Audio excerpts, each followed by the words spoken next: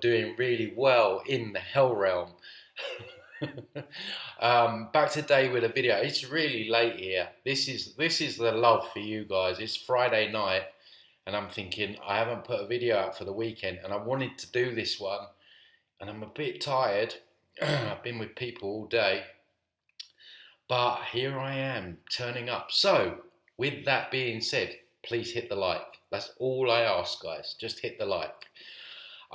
So without further ado, let's get into this. So this was suggested on my YouTube, and it was, yeah, as you can see in the title, HELENA Blavatsky knew what the Archons did to the human soul after death. The reason this piqued my interest is because HELENA Blavatsky was a dark Luciferian. She was behind the whole New Age movement. She created the New Age movement because they needed something new, because people were losing faith with religion, and then the New Age was born. This kind of pseudo spirituality, which is all centered around spiritual bypassing, just accepting all kinds of evil, making excuses for it. You know, propagating that we're in a school and we're somehow learning lessons, even though we get our memory wiped, and yeah, all this nonsense, just love and light, sniffing unicorn farts, and yeah, all ascending to the new earth by doing absolutely nothing. I mean, it's a huge psyop, it's a huge cult. My channel breaks all of this down. We know that, or many of us know that.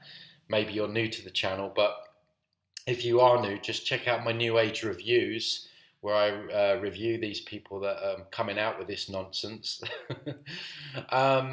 So yeah, she's behind this, right? So she's got inside intel, and so this is why I wanted to review this. I've listened to it already, and there are some really interesting points that come up. So I'm just going to get into it because I want to get to bed soon. So let's see what HELENA has. Oh, by the way, before I press play, right, it is an AI voice, okay? So last time I did this and people were complaining, oh, it's an AI voice, it's an AI voice. Look, it doesn't matter the sound of someone's voice, or it's the information, right?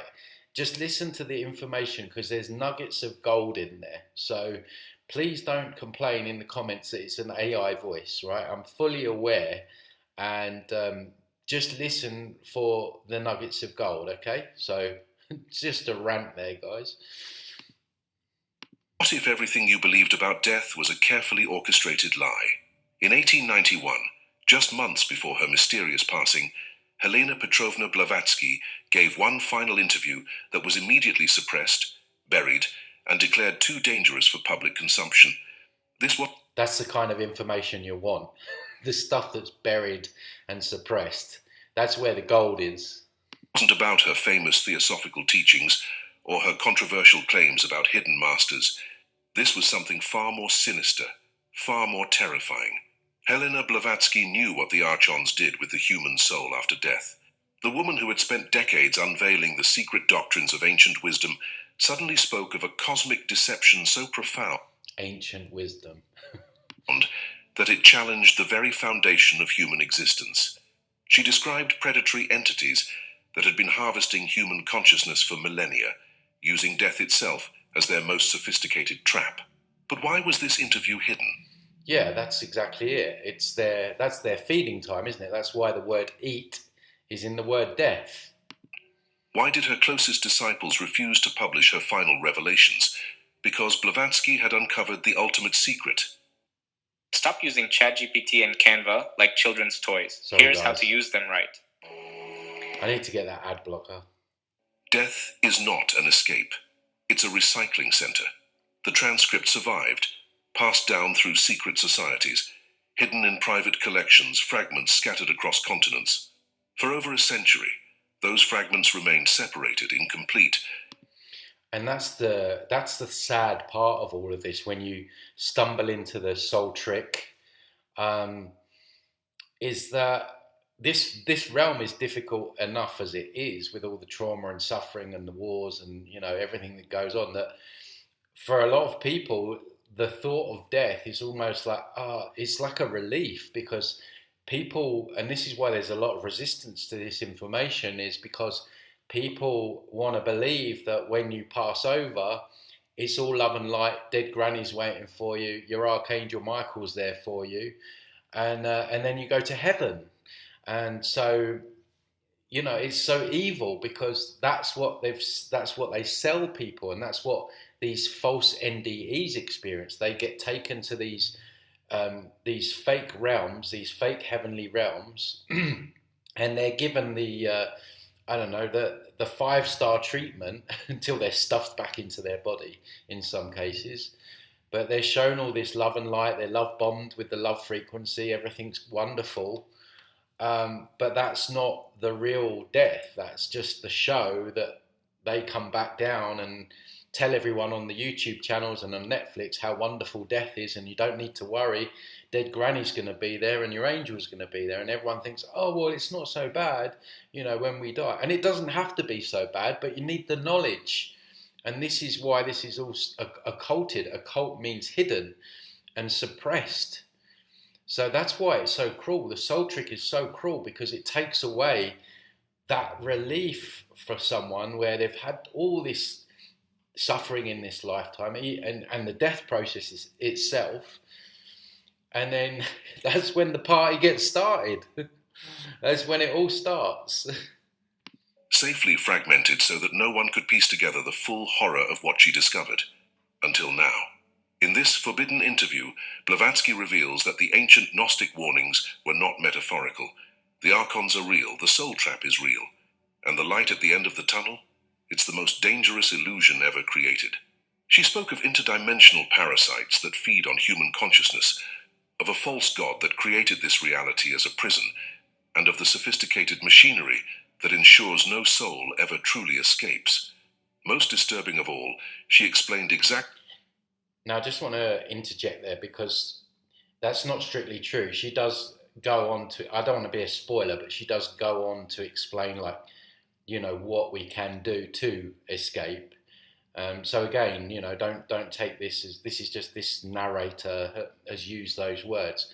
We know that if you make the right choices, use your discernment, don't go to the light tunnel, don't engage with these masquerading entities, then, you know, you stand a good chance. So exactly how they do it. This is not philosophy. This is not theory.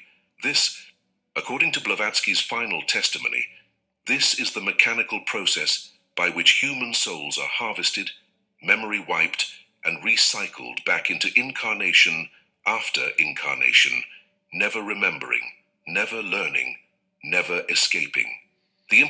Exactly. So my point being, again, it cannot be a school. Earth cannot be a school. And I keep repeating this to the day I die because so many people, guys, you think this little community knows that Earth isn't a school. I went on TikTok. I made a TikTok video saying Earth is not a school. You would not believe the pushback that I had in the comments of everyone defending that Earth is a school psyop. There were people getting upset about what I was saying. This Earth is a school is a cult in and of itself. So I'm not going to stop repeating this. Earth cannot be a school if you get your memory wiped. In a school environment, you learn your lessons, you take the exam, and you either pass and you fail, but you retain the information. Here you don't. You die, they wipe your memory, and then you're back down. So how can you learn lessons? It can't be a school. Implications are staggering. If Blavatsky was right, then everything we've been taught about the afterlife, about spiritual evolution, about the purpose of existence itself, is part of an elaborate control system designed to keep us trapped. Are you ready to learn what HELENA Blavatsky discovered about what really happens when you die? Go on, if you're feeling drawn to this revelation, subscribe to the channel. I'm not feeling drawn. It's like it's kind of got no choice rather than feeling drawn. And hit that like button, because this information helps tremendously in continuing to bring you content like... Hit my like button, please. Not his. This. To understand the magnitude of what HELENA Blavatsky revealed in her final interview, you must first understand who she was and why her words carried such dangerous weight. Born in 1831 in the Russian Empire, Blavatsky was no ordinary mystic. She was a woman who claimed to have traveled to the most remote corners of the earth, studying with secret brotherhoods, hidden masters, and ancient societies that guarded knowledge forbidden to the masses. By the 1870s, she had become one of the most controversial figures in the Western esoteric tradition. She looks pretty evil. I mean, I know this is like like an illustration, but even from that, she don't look happy, does she? Her monumental work, The Secret Doctrine, unveiled hidden teachings that she claimed came from the most ancient sources of human wisdom. She spoke of root races, of cosmic cycles, of the evolution of consciousness across vast spans of time. She founded the Theosophical Society, which attracted some of the most brilliant minds of her era. But there was always something darker lurking beneath her public teachings. Blavatsky had spent decades studying Gnostic texts, ancient Egyptian mysteries, and Tibetan Buddhist doctrines that spoke of forces opposed to human liberation. She had encountered references to entities that modern researchers would later call archons. Money holds power over us, but we're going to take that power back. Interdimensional beings that manipulated human reality from beyond the veil of physical perception. Throughout her published works, she dropped hints, fragments, coded warnings about the true nature of the cosmic hierarchy. She spoke of lords of karma, who controlled reincarnation, of planetary spirits that influenced human destiny, of cycles of existence that seemed designed to prevent true spiritual evolution. But publicly, I think that's what's going on now, though. I think we're coming to an end of a cycle, and I think we're supposed to go into this kind of like human freedom cycle. This is what this kind of like quote unquote awakening is all about, and I think that's what's going on. They're trying to hijack this now and bring in their, AI enslavement, digital ID, and all that stuff to try and, just to try and hijack what's going on in this cycle. She remained diplomatic, careful, always stopping short of revealing the full horror of what she had discovered. The forbidden interview changed everything. By 1891, Blavatsky was dying. Her health was failing. Her public reputation was under constant attack, and she knew her time was running out. It was then that she made a decision that would terrify her closest disciples. She would reveal everything. The interview was conducted. It's almost like they get a guilty conscience, don't they, when they're on their deathbed? Who is the? There's been a couple of astronauts down the years that have told the truth on their deathbed. Wasn't there? There was that Satanist as well, Anton LaVey. He spilled a lot of beans when he was dying. Also, it's almost like they realise how evil they've been, and then they try and backtrack at the last minute. By a trusted inner circle member whose identity remains hidden to this day. What emerged was not the mystical philosophy that had made her famous, but a clinical, terrifying description of humanity's cosmic predicament. She spoke of the archons not as mythological symbols, but as active predatory forces that had been manipulating human consciousness for thousands of years. And still doing it to this day. The mind control. The mind control is so deep-rooted. Even down to that video I made a few days ago on authority, the amount of people that you tell them authority shouldn't exist or it's an illusion. They look at you like you've got two heads. Like they have done such a job on, basically the retardation of human consciousness, really. She described the afterlife not as a realm of rest and spiritual progression, but as a sophisticated processing center designed to wipe memories and recycle souls back into physical incarnation. Yeah, the processing center. That's where you really go. You don't go to these heavenly realms. You go to the processing center, like a processing center to get your passport renewed or something. And then they've got your number, and they call your number out, and then you go into the astral earth and wait for your time to come back down again. Defending Your Life, guys, is the movie you want to watch. That reveals all of that about the processing center. It's literally like a holding center. Of course, Beetlejuice as well. But if you're new to this and you're like, I'm not sure about this, watch Defending Your Life, because that explains everything. Most shocking of all, she explained the precise mechanisms by which this cosmic harvesting operation functioned. According to Blavatsky's final testimony, the entire structure of physical reality, time, space, matter, energy, was an artificial construct designed to trap consciousness. The Archons, she claimed, were the architects and administrators of this prison system, and death was their most efficient collection point. This was why the interview was suppressed. This was why her disciples refused to publish it. Because if Blavatsky was right, then every spiritual tradition, every religion, every belief system about the afterlife was either compromised or completely fabricated. This is why I say, people talk to me about, oh yeah, but it's tradition, like the monks used to do it, the ancient Indians used to do it, and all of this stuff, especially when it's like talking about things like chakras and stuff. It's like people think because something's old, or someone or a group of people have said the same thing years and years and years ago, that it somehow must be true. When we see here that all of this old stuff, despite it being old and tradition, is still BS. And this is what I was saying the other day about just, you've got to go deeper than deep. We're at a stage where we have to question everything, even traditions and old cultures and things like that. And it ties into what I was saying the other day about, people talk about legal law and common law and the Constitution, but you've got to go deeper than that. None of that that's all make believe as well. So this is why I wanted to review this, because there's some interesting points there. So we have to be questioning everything, even what we consider to be like ancient or old traditions. The implications extended far beyond individual belief. If consciousness was being systematically harvested, if reincarnation was an artificial recycling system, if the entire cosmos was a trap designed by predatory entities, then humanity's entire understanding of existence needed to be fundamentally reconsidered. Tell me, from which city in the United States are you watching this? Or from which country around the world is this content reaching you? Leave it in the comments. I really want to know. Imagine being able to build an app with your name on it, just by thinking about it. Meet Base 44. In the forbidden interview, Blavatsky's first revelation struck like lightning through the comfortable assumptions of Victorian spiritualism.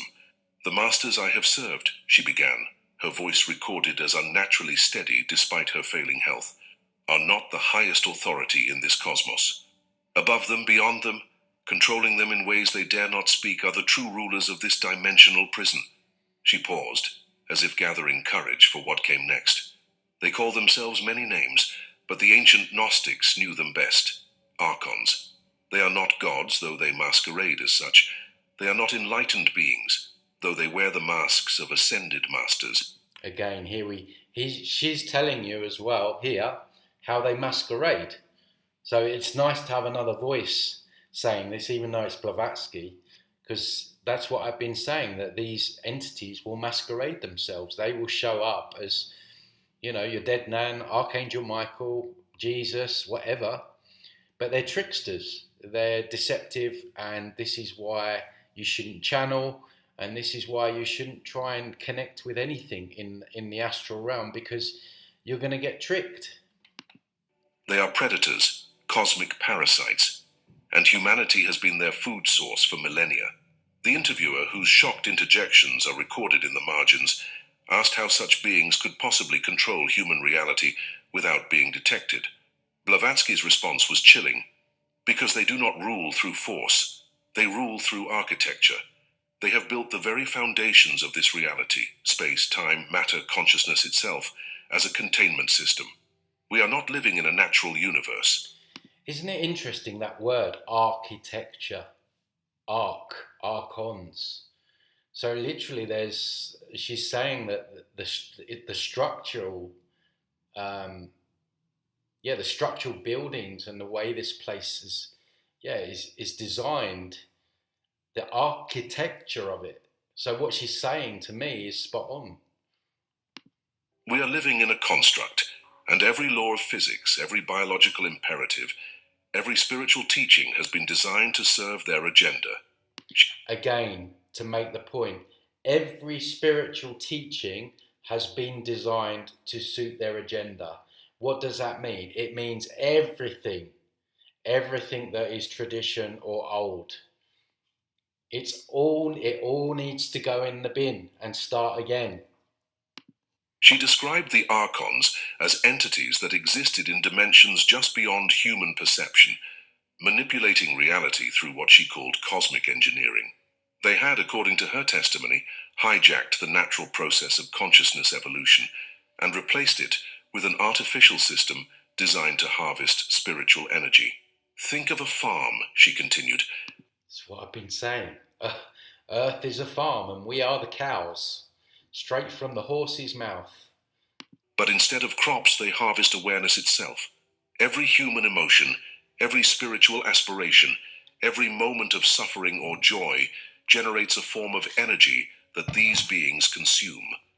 So yeah, I mean, that's interesting. It's not just I kind of knew that they harvest all energy, but she's just clarifying that it seems to be, well, they definitely harvest sexual energy, I know that much, but it seems like they harvest everything, and that's why I think we have big sports stadiums that basically, they're all on ley line points, and if you zoom above them, they all look like reptilian eyes, or the eyes. So yeah, they're definitely harvesting all kinds of energy. I would say their preference is the low vibrational, low frequency energy. This is why we have all this war and suffering and famine. So I think that's their preference. But the most valuable energy comes from the moment of death, when consciousness is most vulnerable, most concentrated, most easily manipulated. The interviewer pressed her on specifics.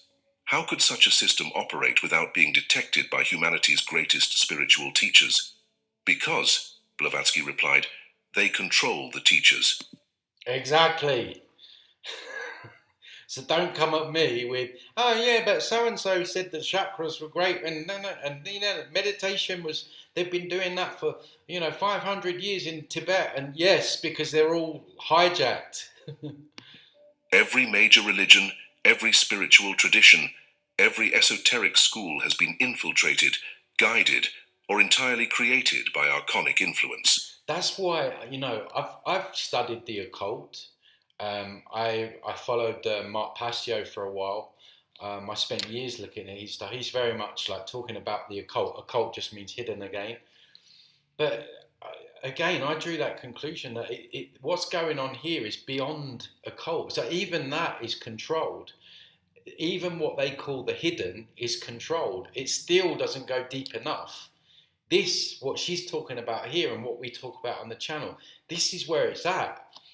The Gnostics were onto something, guys.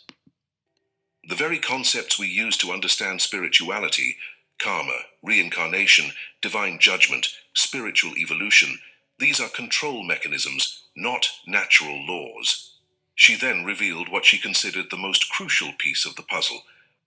This Thanksgiving, stop buying things Oh, go away, Mind this Valley. Valley. Be so many ads God, pitching you the pops buy up on my feed internet. all the time. The role of memory suppression in maintaining the system. Each incarnation begins with amnesia. This is not accidental. This is not a natural consequence of birth. This is deliberate engineering. The Archons require that each soul enters each life with no memory of previous experiences, no knowledge of the system, no awareness of its true nature. This ensures But we're here to learn lessons. that every lifetime becomes another cycle of energy production, another harvest, another feeding. But how, the interviewer asked, could such a vast deception be maintained across all of human history? Blavatsky's answer pointed to the sophistication of the control system. They do not need to control everyone directly. They only need to control the sources of information. Religious institutions, scientific establishments, political structures, these are all fronts for the same underlying authority. Yeah, and now we're seeing it all with the censorship as well. Yeah, they've all those different aspects of society. They've designed and they control them all. They've got all their henchmen and women right involved in all of them, guiding people. The Archons plant the ideas, shape the narratives, and let human beings enforce the system upon themselves. The most disturbing aspect of her revelation was yet to come, who, according to Blavatsky, the Archons had not only hijacked human spirituality, but had actively modified human consciousness itself, making it nearly impossible for most people to perceive the true nature of their predicament. Nearly impossible. In the word impossible has the word possible. So you can fool some of the people some of the time, but you can't fool all of the people all of the time. How does that saying go? You know what I'm talking about. The human brain, she stated with clinical precision, has been artificially limited. We see only a narrow spectrum of reality, think only in linear patterns, and feel only emotions that serve their feeding system. Fear, desire, attachment, spiritual longing, all of these generate the energy they consume. So I wonder if they designed those emotions themselves. Makes you wonder, doesn't it? If that's their ultimate forms of food, who's to say that our emotions might not be? I mean, when I'm laughing or I'm angry, it feels like I'm coming from my spirit or my soul, but I'm willing to question everything at this point. If this is starting to make sense to you, comment below with your thoughts and share this video with others who need to hear this message. Blavatsky's description of the archonic system revealed layers of control that extended into every aspect of human experience, yet she was careful to ground her explanations in terms anyone could understand. Consider, she told her interviewer, how a spider constructs its web. It does not need to control every fly directly. It simply builds a structure that channels the fly's natural behavior into the trap. Yeah, and exactly. That's it. They just build it, and we just fly into it. Exactly how it's happened. And you're looking now at like the digital ID stuff. Like I was reading today, all the technology is already in place, right? It's just they're just waiting for us to use it, and then again, it's the fly in the web. It's already there. It's already set up. You know, you go to log in, you need facial recognition. You go to log in somewhere else. They want your fingerprint, and if you don't, then you can't access, and therefore you can't get money out, or you can't, and then you can't eat. So they're not going to force anything. They're just going to make it impossible to live without. Well, not impossible, because there's always a way. There's always solutions. You'd hope that we get together and combat this with some different ideas, but that's the point that she's making there, that they just set these things up, and it's like putting the mouse trap out. They just put the mouse trap out, and then we just run into it time and time again. The Archons have built reality itself as such a web. She explained that the physical universe, with its laws of entropy, decay, and death, was not a natural system, but an artificial construct designed. Exactly. I said many months ago, death is not a natural process. Because, I mean, think about it, like a loving creator, why would you put someone through that? All the pain that gets drawn out for some people for years. You know, it's a very undignified process, and it's perfect for harvesting our energy. As depressing as that is to say, and to realise, death is not natural. I think this is the only realm, or maybe one of the maybe there are other physical realms that are ruled by archons, not ruled but controlled by archons, and you would imagine that they would like that process in other realms also. Designed to create specific conditions for consciousness entrapment. Time, she claimed, was perhaps the most sophisticated tool in their arsenal. Linear time is a prison, Blavatsky declared. Natural consciousness exists in an eternal now, capable of accessing all knowledge simultaneously. By forcing awareness into sequential, limited timeframes, the Archons ensure that no soul can accumulate enough knowledge across lifetimes to understand the full scope of the deception. Until now, you would hope. But this is all resonating, guys. I don't know about you. Everything that she's saying here, a lot of it crosses over with what I'm talking about. Conversation turned to how this system manifested in daily human life. Blavatsky pointed to patterns that anyone could observe. The endless cycle of desire and disappointment, the way suffering seemed to repeat in predictable patterns. It's so damn depressing, this stuff, isn't it? There's your shit sandwich. The endless cycle of desire and, what's she say, being let down. Ain't that the truth? The mysterious amnesia that prevented people from learning from their deepest mistakes. Look at human relationships, she continued. Notice how the same conflicts, the same attractions, the same painful patterns repeat not just within individual lives, but across generations. This is not coincidence. This is programming. The Archons have created emotional and psychological loops that generate predictable energy outputs. Wonderful. She described society itself as a feeding mechanism with different institutions designed to harvest different types of spiritual energy. Moo. Can I get a moo out there for all the cows on the farm? Educational systems that crushed natural curiosity and creativity, economic structures that created artificial scarcity and competition, political systems that generated endless conflict and division. Even the concept of individual identity. It's so frustrating because as he's talking, it's still going on. It's still going. I was just thinking of like the Trump, anti-Trump. I'm completely anti-Trump, by the way. I'm completely anti-authority, but I'm just using that as an excuse, like, oh, just when's it going to end? When are we going to wake up to all of this? Blavatsky revealed, serves their purpose. By convincing consciousness that it is separate, limited, and mortal, they create the fear and desire that drives the entire feeding system. The ego is not natural. It is an artificial construct implanted to make souls easier to manipulate. The interviewer questioned how such a system could be maintained across different cultures and historical periods. So she says there about the ego, which I found quite an interesting point. And then later, again, not don't want to spoil it, but she does later say that we are individual fractals of consciousness, I believe. She says something along those lines anyway. So, yeah, I'm not sure about that. Maybe part of it is, maybe like the overlays and some of the implants, the etheric implants, can kind of create like a false persona. Yeah, it's an interesting point to ponder. Periods. Blavatsky's response revealed the global scope of archonic influence. They work through what humans call inspiration, she explained. Religious prophets, political leaders, scientific innovators, many believe they are receiving divine guidance or revolutionary insights.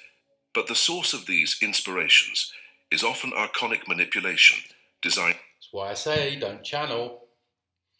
But yeah, I mean, she's kind of suggesting that maybe some of our insights are on our own as well. To steer human development in directions that serve the harvesting system. Again, that would just come down to discernment. If you're getting a voice in the head, and that improves when you clear your energy up, you're left with a much more quieter mind, so you're able to discern what's yours and what's not. But if you're getting like a voice, or what they call it downloads, don't they? Which is very much AI talk, a download. If I'm downloading something, it's even to the point where we have to discern that. And okay, does that feel true? She pointed to the way spiritual teachings across cultures, despite their surface differences, all seem to promote similar concepts: submission to higher authority, acceptance of suffering as necessary, and the belief... Just accept. Never get angry. Just keep your vibrations high. Don't judge. How many times have I spoken about all of this in the new cage? And again, she's saying exactly the same thing. What I'm saying, all these new age concepts that people have taken on board as truth, don't judge, don't get angry, yada, yada, yada. It's just, it's spiritual bypassing, which is basically what she's saying. that liberation could only come through external sources. Estaba pagando 3 tarjetas al mes y cada vez sería más. Los intereses eran External absurdos y sources. no veía la luz. Don't look for a The most savior. brilliant aspect of their deception, Blavatsky noted, is that they have convinced humanity that spiritual growth requires multiple lifetimes of gradual learning. This ensures that souls willingly participate in the reincarnation cycle, believing they are evolving when they are actually just providing renewable energy sources. But perhaps most disturbing was her description of how the system adapted to human attempts at liberation. Every time spiritual teachers emerged with genuine insights, every time communities developed practices that might lead to actual escape, the archonic system would co-opt, distort, or destroy these movements. And this is something, again, I've been talking about so much, particularly on my Facebook. The infiltration of the alternative media, of the quote-unquote truth movement. They've got their fingers in all the pies. They've got assets in all parts of this movement, guys. Like, you have to be on your mettle. You have to look for the rug pull or the dump in the punch bowl from these people.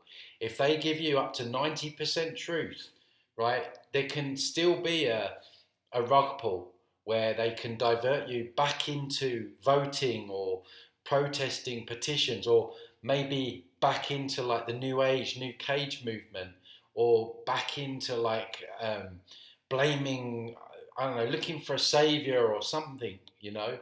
There's not many people out there that teach sovereignty.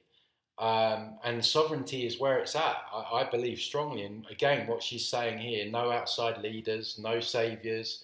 That's what I'm saying here. And the infiltration is just off the scale, really. And you've only got to look at history to see how they infiltrate entire movements and bring entire movements down. They've done it before. They know how to do it. We have to learn from that. We can't just take people at face value because they say a few good things. This is why authentic spiritual knowledge has always been hidden, fragmented, or coded, she explained. Those who discover too much too quickly become targets. The system has immune responses designed to eliminate threats to its stability. The conversation reached its most dramatic moment when Blavatsky began describing the cosmic war that raged beyond human perception, a conflict between forces that sought to maintain the prison system and those working to liberate consciousness from its artificial constraints. See, I've been feeling for a while that this is a cosmic thing that we're involved in here. I don't think that this is just this earth. This parasitic consciousness is doing this in other places. I literally believe this is like Star Wars. It's in a way it's Star. I mean, I don't believe in space and all that stuff, but literally that's, I think, what's going on. You must understand, she said, her voice taking on an urgent intensity. This is not a static situation. The Archons are not omnipotent gods ruling an eternal kingdom. They are parasites, and like all parasites, they are vulnerable. Their entire system depends on keeping their hosts unaware of the feeding relationship. She described two fundamental forces at work in the cosmos: the artificial, entropic energies that powered the archonic system, and the natural, creative forces that represented genuine spiritual evolution.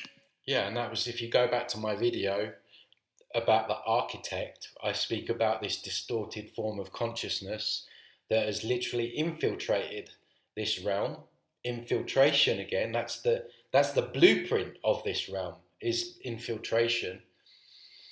And again, this is what she's talking about here. There's a distorted form of consciousness which is artificial, and its henchmen, these entities, it's parasitic, and it mimics. It can't create by itself against the true essence beings, if you like. These forces, she claimed, were locked in an ongoing struggle for control over human consciousness. The light and the shadow, Blavatsky continued, but not as most understand these concepts. The true light is the natural radiance of consciousness itself, free, unlimited, creative. That resonates. I think that's what maybe when we feel cosmic abandonment, that's maybe what we're missing. That expansive, free, just eternal part of who we are, unbounding, traveling, creating, limitless. I think that's what we are at our core. The false light is the artificial illumination of the archonic system, seductive, controlling, ultimately empty. This distinction, she explained, was crucial for understanding why so many spiritual experiences led people deeper into the system. What do I talk about? People that go away, they take ayahuasca, they take DMT, they have all these crazy things happen, they get, all these downloads, and they get hit by the love frequency, and then they're now more stuck in it. They're now more anchored in the matrix. Rather than toward genuine liberation, the Archons had become masters at creating spiritual experiences that felt authentic, but actually strengthened their control. They can manufacture bliss, visions, even apparent enlightenment, she warned. These experiences are real, but they are also artificial. How many times are we, people come out, well, I took this and I had this happen and it was wonderful, and it's like, but you're still within the boundaries of the matrix. You're not the free, limitless consciousness that she mentioned before. They are designed to convince souls that they are making spiritual progress while actually becoming more deeply embedded in the system. The interviewer asked how anyone could distinguish between authentic spiritual experience and archonic manipulation.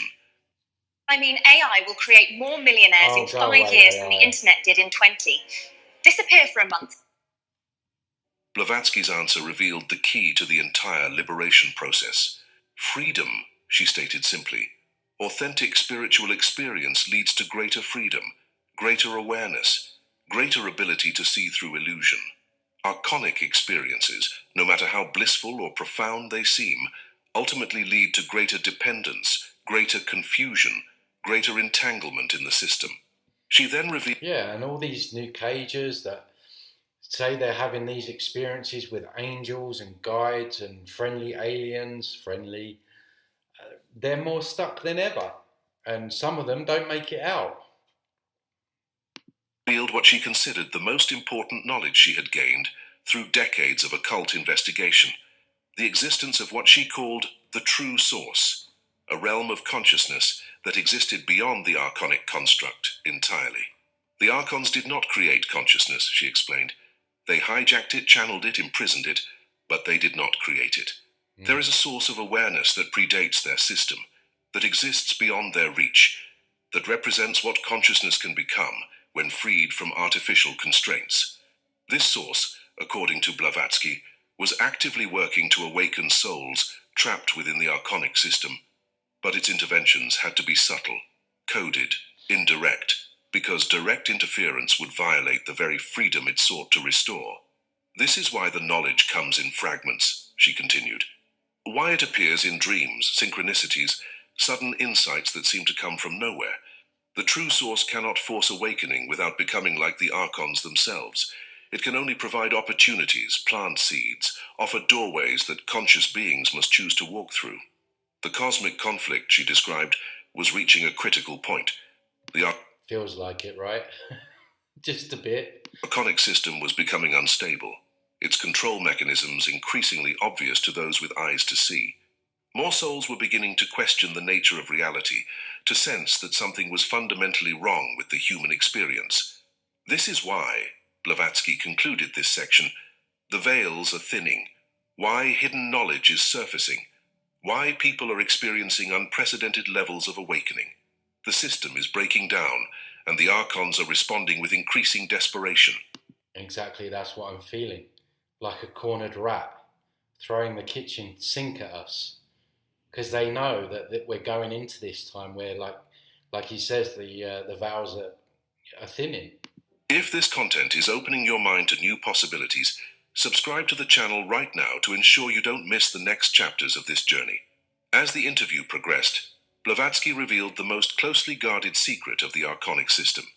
the precise mechanism by which souls were harvested at the moment of death and processed for reincarnation.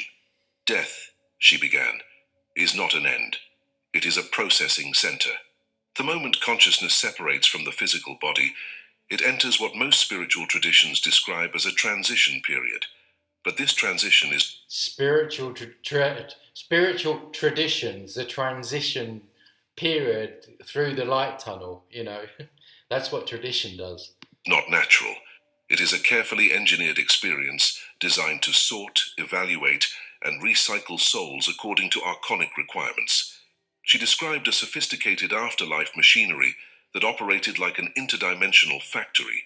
Newly deceased souls were guided through a series of experiences that appeared to be spiritual assessments, but were actually energy extraction and memory modification procedures.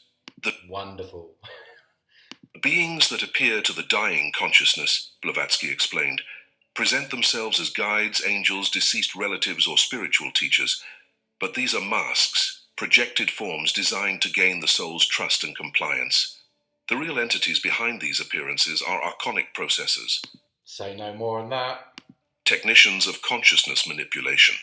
The interview transcript records her describing a multi-stage process that began with what modern near-death researchers would recognize as the life review, but with a sinister twist. The life review is not for the soul's benefit, she stated.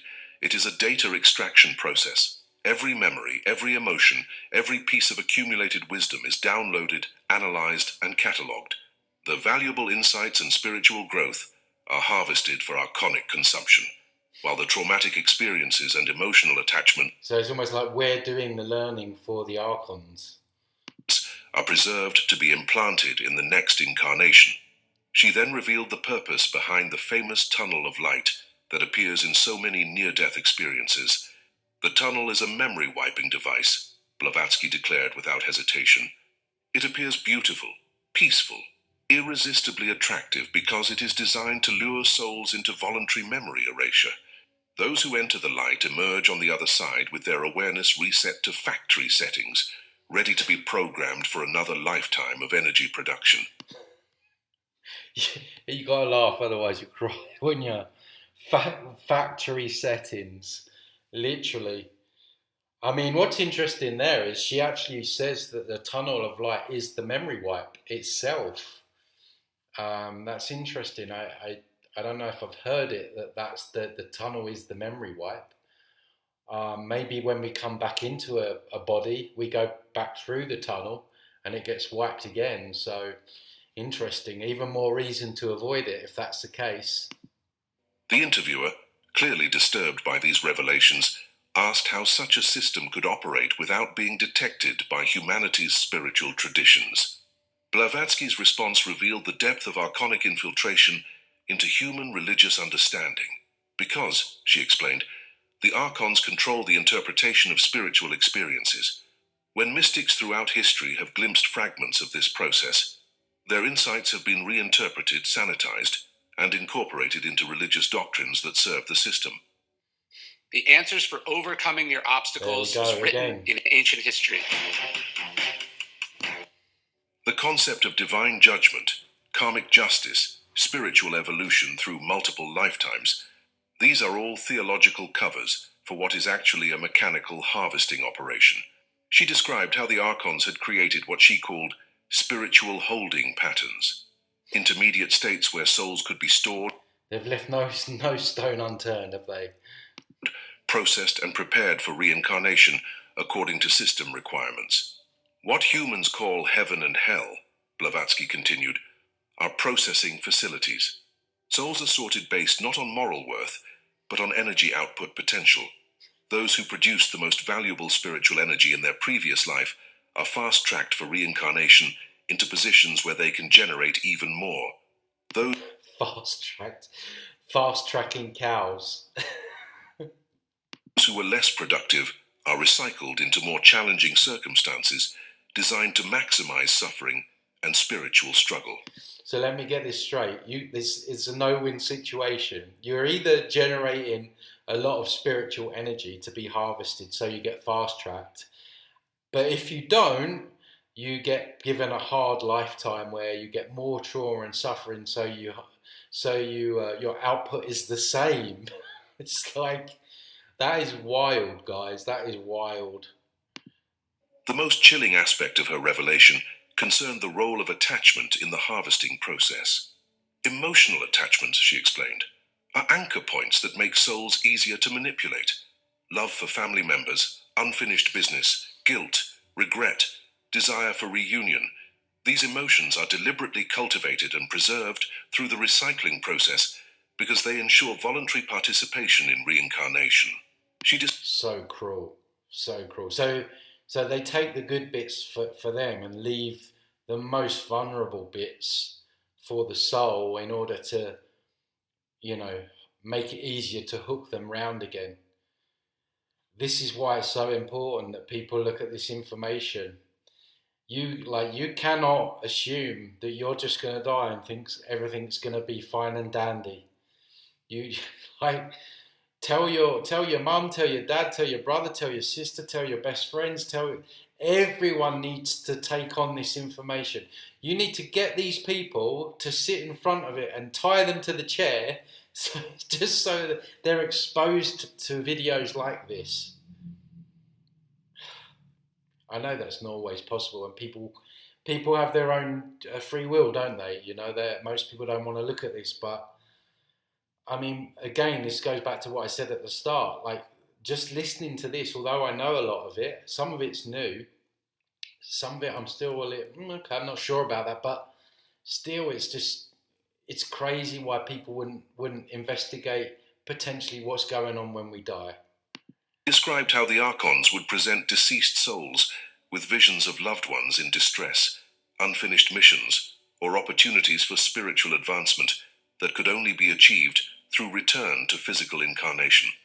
These visions, she claimed, were entirely artificial, but emotionally irresistible to most souls.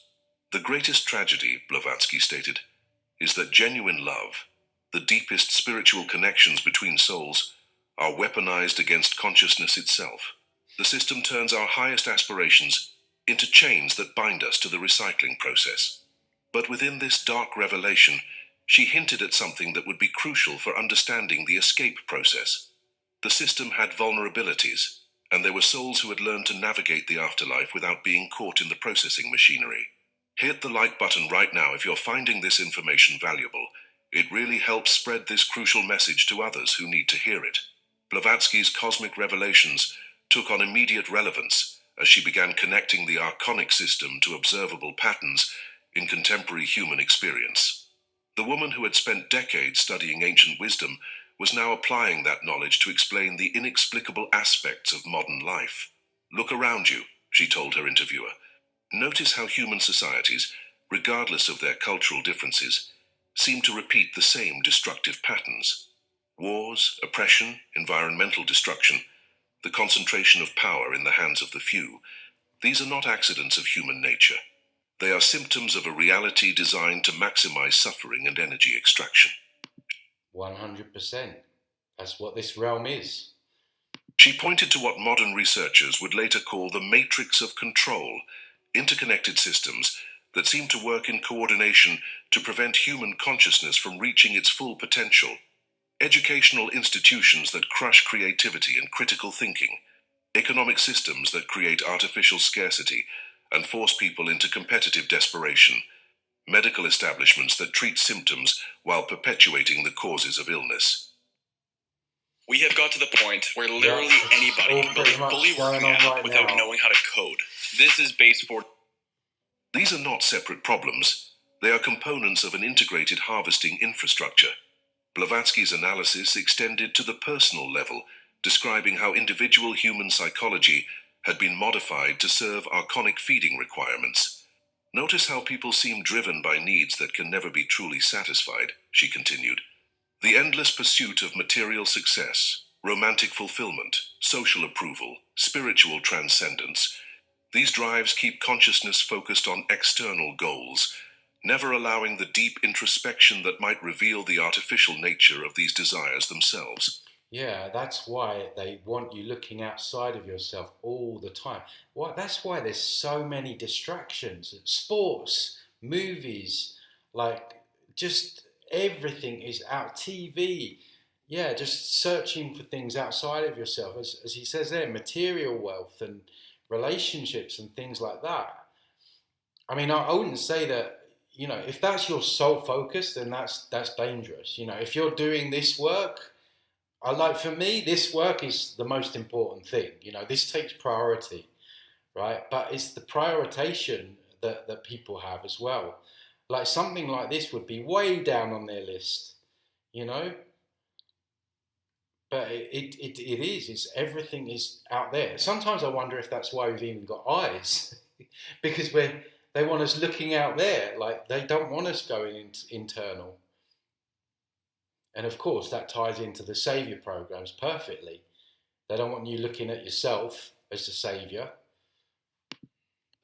She described what she called implanted programming, psychological patterns that felt natural but were actually artificial constructs designed to generate specific types of energy output. The fear of death, the attachment to identity, the belief in separation and scarcity, these are not natural characteristics of consciousness. They are programmed responses that serve the feeding system. Natural consciousness is fearless, unlimited, and inherently connected to all existence. The conversation turned to why some individuals seemed more susceptible to awakening than others. This is interesting, this point, and I'll interject after it's been said. Blavatsky's answer revealed her understanding of what modern researchers might call soul types, or matrix avatars. Not all beings incarnated here originated from the same source, she explained carefully. Some are what I call indigenous souls, consciousness that was captured and recycled within the system for so long that it has become fully adapted to archonic programming. Others are... That could be NPCs. Intervention souls, consciousness from beyond the system that incarnated specifically to understand and expose the deception. This distinction, she claimed, explained why spiritual awakening seemed to occur spontaneously in some individuals, while others remained completely convinced of the system's reality, despite overwhelming evidence to the contrary. Those who feel like strangers in this world, who have always sensed that something is fundamentally wrong with human existence, who experience reality as a kind of cosmic injustice, these are often intervention souls carrying genetic memories from beyond the archonic construct. But Blavatsky was careful to... Intervention souls. I certainly feel like that's what I feel like I am. I don't know about you. Do you feel like an intervention soul? Did you wake up spontaneously? I did. I feel like I just want to bust this place up. And I know many of you others, many of you feel the same. And that could explain it. And what they've done is, this is what I think. I think they knew that these intervention souls were coming here. What they've done with the New Age is they've called it the star seeds, light workers, and they've funneled those souls into the New Age, New Cage, so they become dormant. They're out of the game. They've got their mind, right? So I feel like this is a thing. I feel like there's people here right now, never really felt home here, always felt weird here, always looked at the way things were and like, why are people just doing such insane things? That's why I paused it here, because that really resonates with me. That maybe there's some of us here that are intervening, and especially at this point in history or what we call history, where there seems to be this, shaking of the consciousness starting to wake up. To emphasize that soul origin was less important than current awareness. Any consciousness, regardless of its history, could potentially awaken to the true nature of reality and begin the liberation process.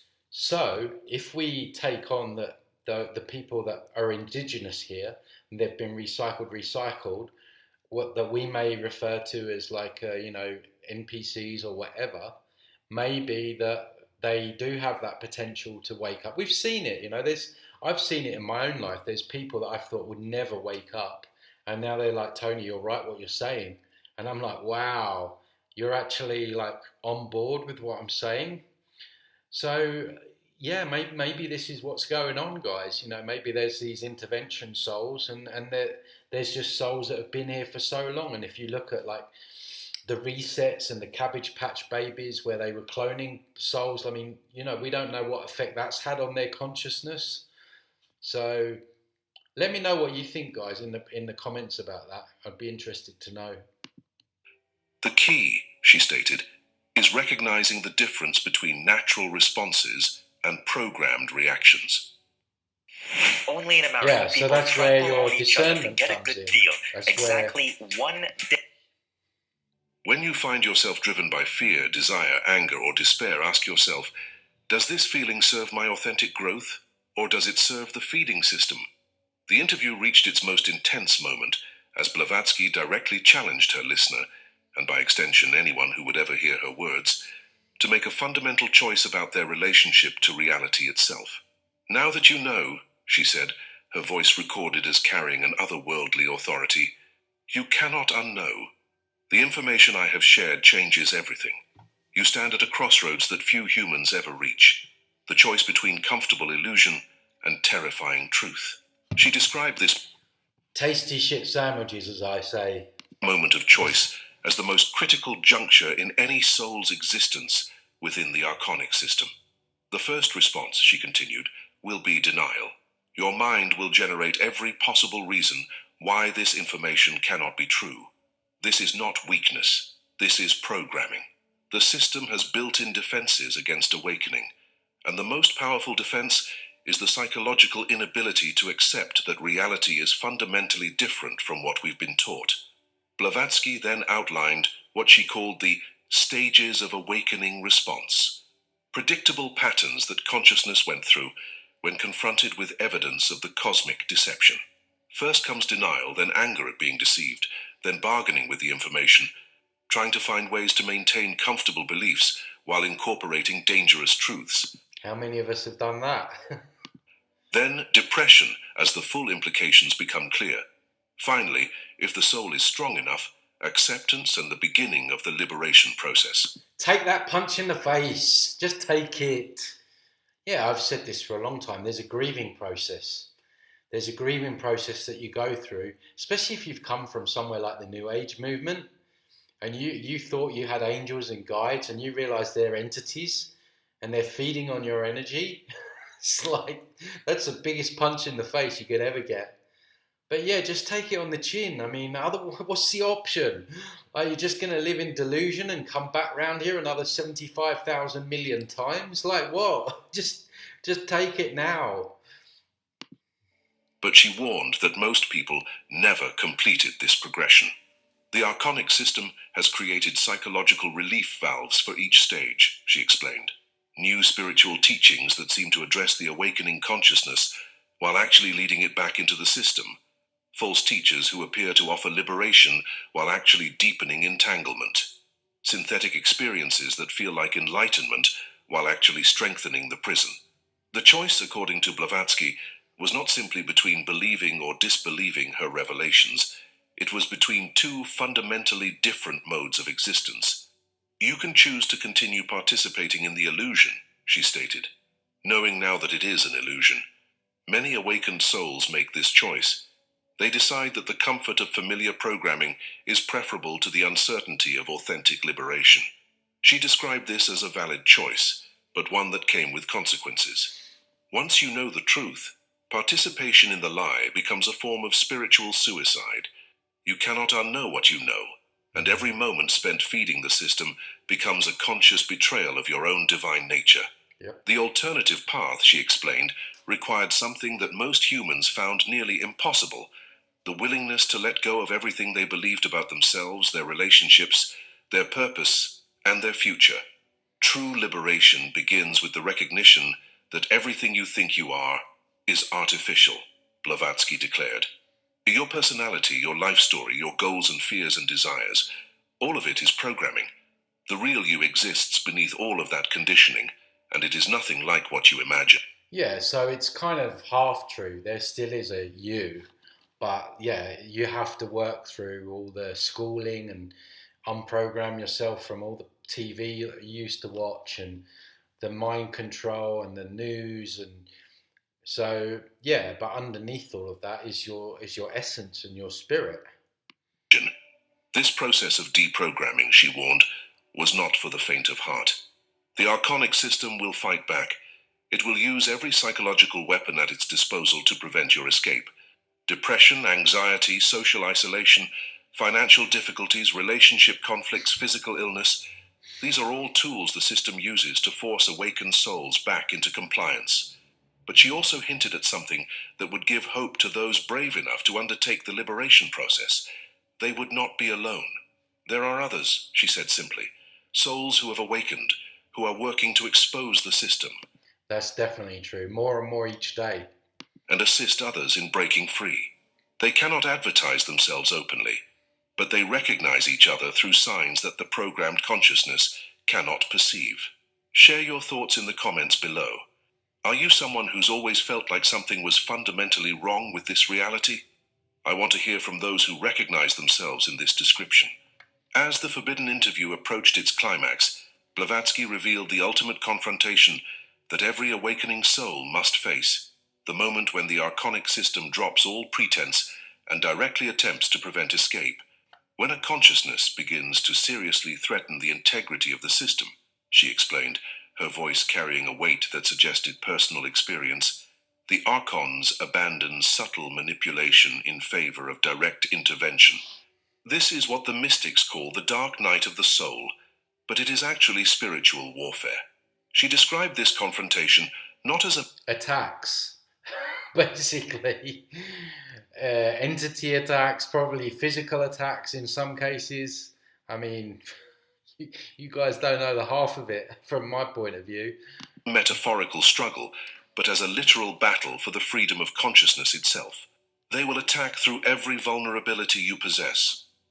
Love is definitely one they attack you through. Blavatsky continued.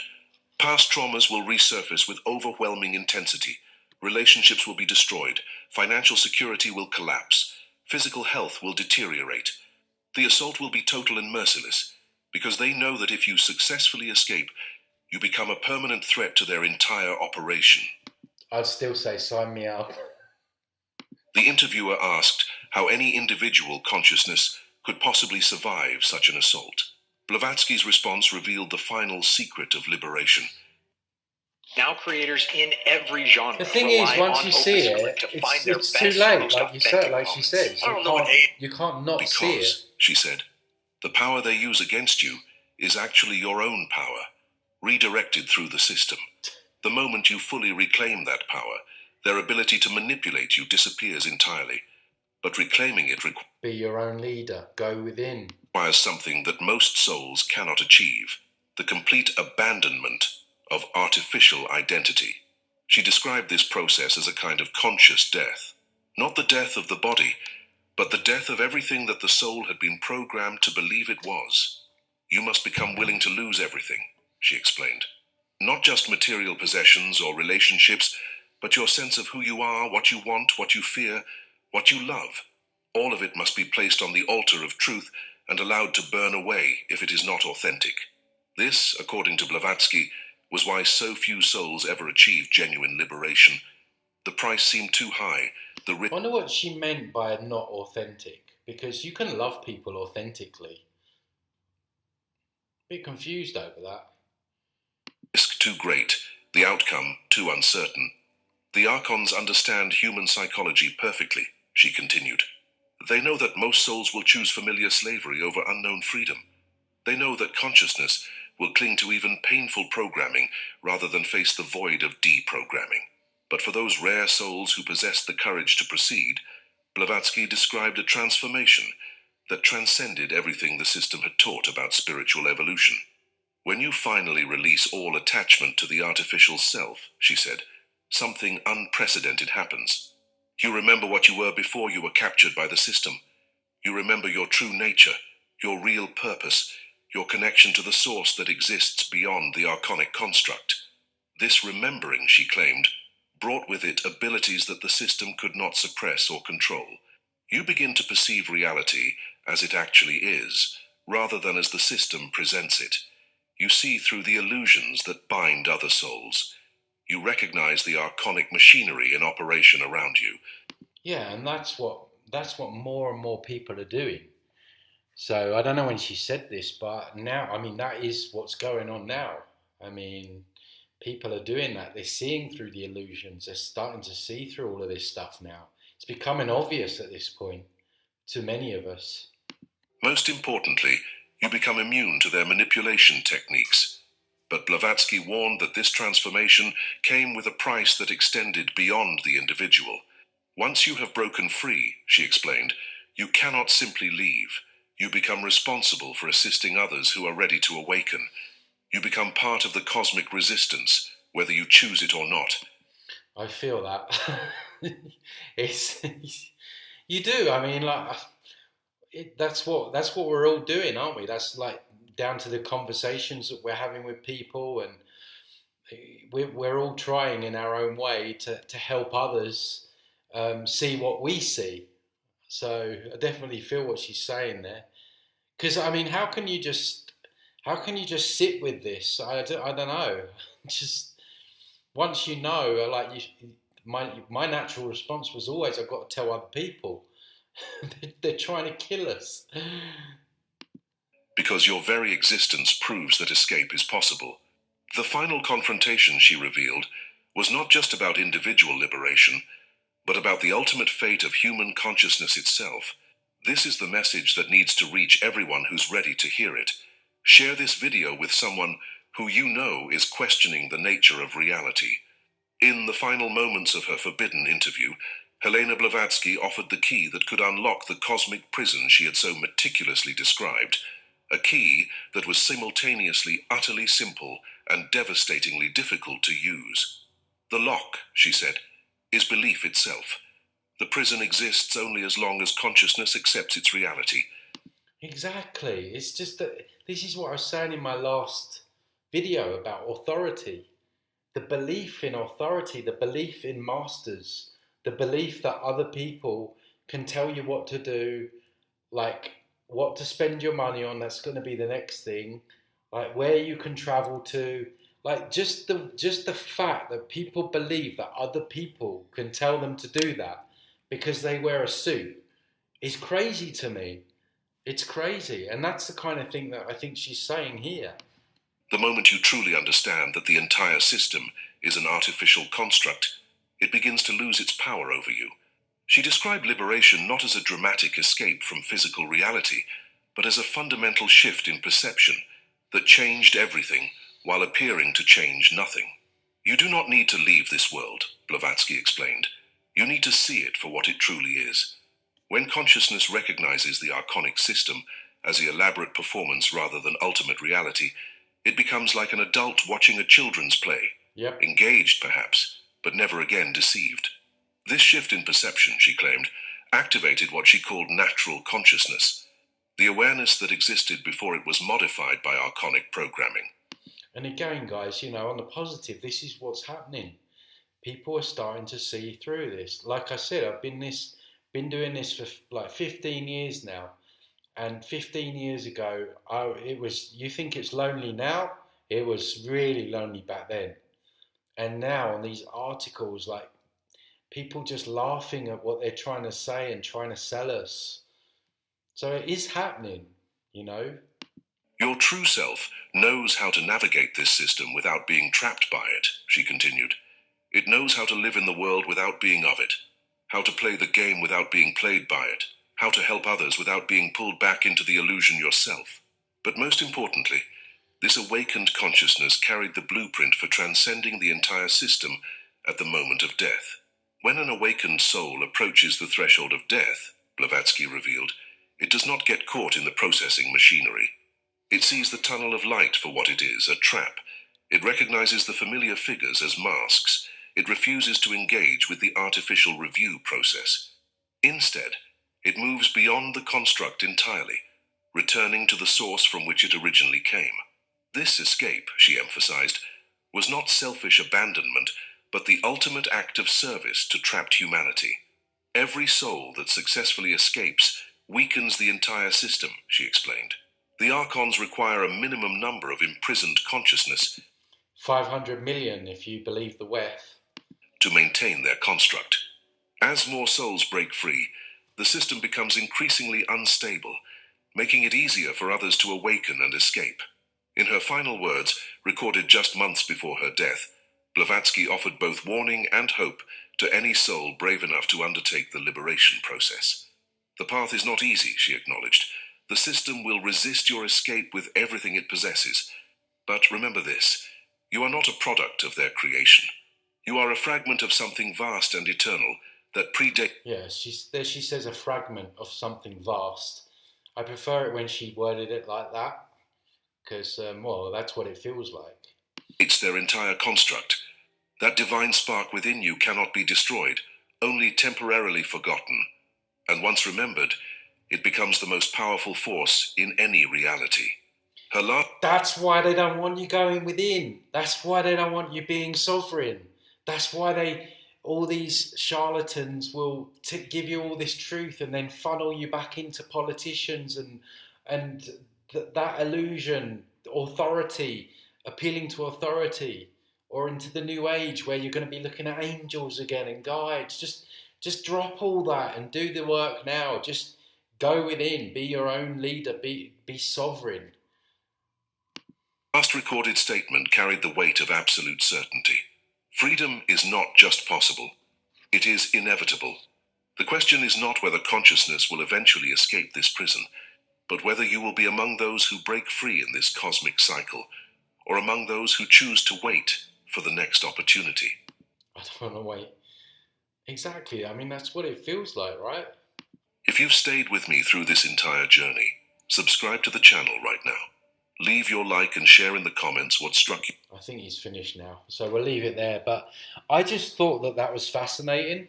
You know, it's another spin on it. Slightly differing things there. She's talking about the tunnel being the memory wipe machine.